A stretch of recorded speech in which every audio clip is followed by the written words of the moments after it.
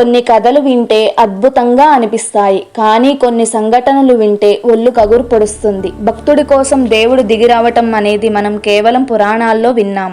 కానీ 1955వ సంవత్సరంలో విజయవాడ నగరంలో సాక్షాత్తు ఆ కనకదుర్గమ్మే ఒక సామాన్య స్త్రీ రూపంలో కదిలి వచ్చిన ఈ యథార్థ సంఘటన గురించి మీకు తెలుసా? ఇది కల్పిత కథ కాదు. రోజులు మారాయి సినిమా చూసి బయటకు వచ్చిన ఆ అమ్మ పేదవాడి రిక్షా ఎందుకు ఎక్కింది? దారి పొడవునా వారిద్దరి మధ్య జరిగిన సంభాషణ ఏమిటి? చూసేయండి.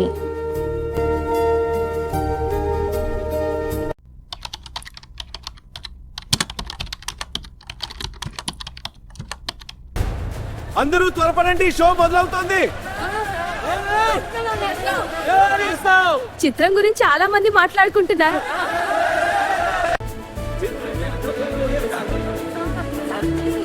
ఆ పాటలు కూడా చాలా ఆకట్టుకున్నాయి.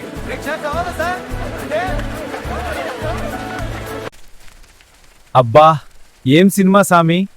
రోజులు మారాయని ఎంత బాగా చెప్పారో. మన జీవితము ఒకరోజు ఇలా మారితే బాగుండేది. విజయవాడ నగరం నిద్రపోతున్న వేళ మారుతి టాకీస్లో రెండో ఆట ముగిసింది. రిక్షా కార్మికుడు వెంకన్న సినిమా చూసి ఇంటికి బయలుదేరుతున్నాడు. కానీ ఆ రాత్రి అతని జీవితాన్నే మార్చబోతుందని అతను ఊహించలేదు.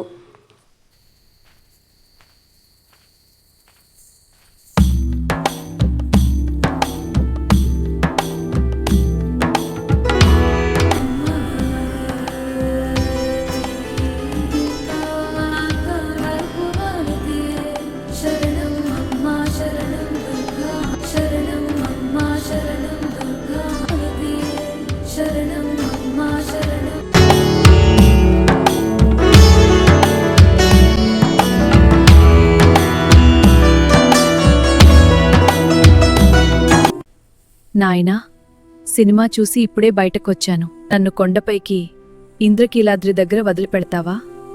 అలాగేనమ్మా, ఎక్కండి.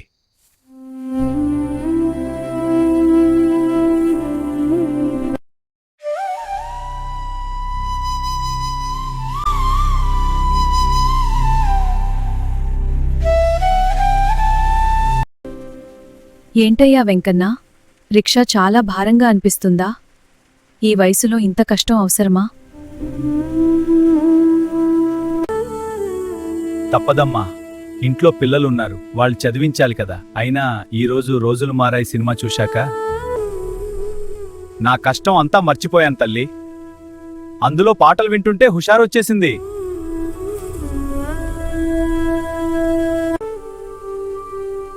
అవునా? ఆ సినిమాలో నీకు ఏ పాట బాగా నచ్చింది? అదేనమ్మా, ఎరువాక సాగారో పాట. అది వింటుంటే నా రిక్షా కూడా ఎడ్ల బండిలాగే వేగంగా వెళ్తున్నట్టు అనిపించింది. నువ్వు సినిమా చూసే కదా వస్తున్నావు, నీకు నచ్చిందా తల్లి? బాగుంది నాయనా, అందరూ కలిసి చూడదగ్గ సినిమా అది. సరేగాని ఈ అర్ధరాత్రి పూట నన్ను కొండమీదికి తీసుకెళ్తున్నావు కదా, వదిలి మళ్ళీ నువ్వు కిందికి ఎలా వెళ్తావు? చీకటిగా ఉంది కదా. అదేం లేదమ్మా, అలవాటే. ఈ విజయవాడ వీధులన్నీ నాకు కొట్టిన పిండి.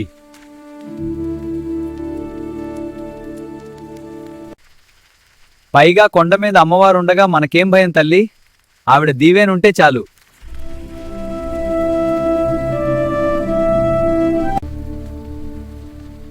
అలానా వెంకన్నా?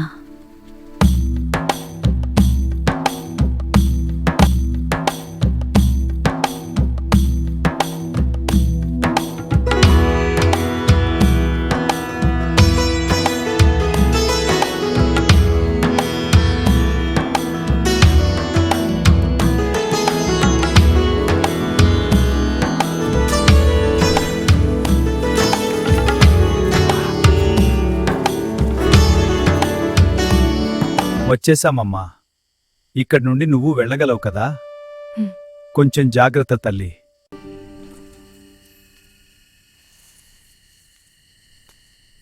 అమ్మా, నా రిక్షా అద్దే. నాయనా, నీ కష్టానికి తగిన ప్రతిఫలం నీ తలపాగాలో ఉంది, చూసుకో. ఇక నేను వెళ్ళాలి.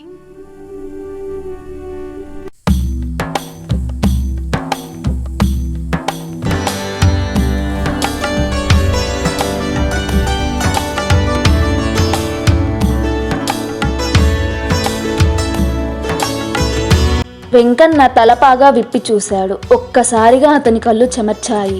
అందులో 10 రూపాయల నోటుతో పాటు ఒక బంగారు గాజు ఉంది. ఆ గాజును చూడగానే వెంకన్న గుండె ఆగిపోయినంత పని అయింది. అది సామాన్యమైన గాజు కాదు, సాక్షాత్తు ఆ కనకదుర్గమ్మ విగ్రహానికి ఉండే దివ్యమైన ఆభరణం. అమ్మా, నువ్వే నా తల్లి. నేను తెలియకుండానే నిన్ను రిక్షాలో తీసుకొచ్చానా? ఎంత అదృష్టం నాకు తల్లి. నా జన్మ ధన్యమైంది తల్లి.